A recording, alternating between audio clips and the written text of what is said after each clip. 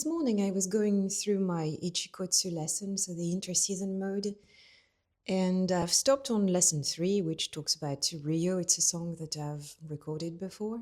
It's giving a description of the yuri. So the yuri is when you repeat a note and you kind of undulate on it. I'll record it afterwards because this microphone doesn't like the flute.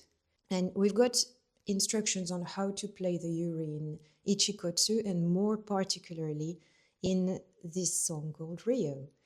It says that it begins with a yuri like the quiet of a thatched roof.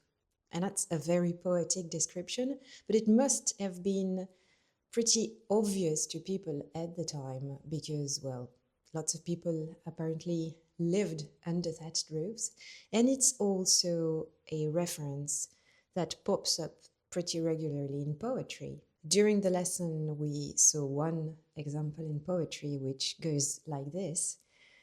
The sound of droplets falling from the thatched roof of a moored boat. Before I knew it, the sound had ceased and the drizzle that began at midnight had turned to snow. So it gives you a pretty clear mental image of what it must have sounded like and how soft and gentle the yuri is expected to be. And amusingly, I recently purchased this book, Grateful by Zen Master Ryokan. And I found another reference to thatched roofs and to the atmosphere, the soundscape that it conveys and how magical it can be. So I'll be sharing it with you too. It goes, let me find the page while holding the microphone. Here we go.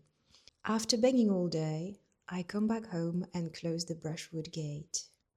In my hearth, I build a fire of branches still covered with leaves and quietly recites the poems of hon-on. A wind from the west brings an evening squall, driving the rain, which softly brushes the thatch roof. At times like this, I lie down and stretch out my legs. What is there to worry about? What is there to trouble me?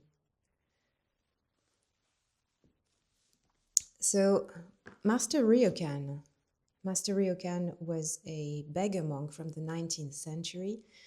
So he wrote his poem a few hundred years later than when the instructions from Ryo were written.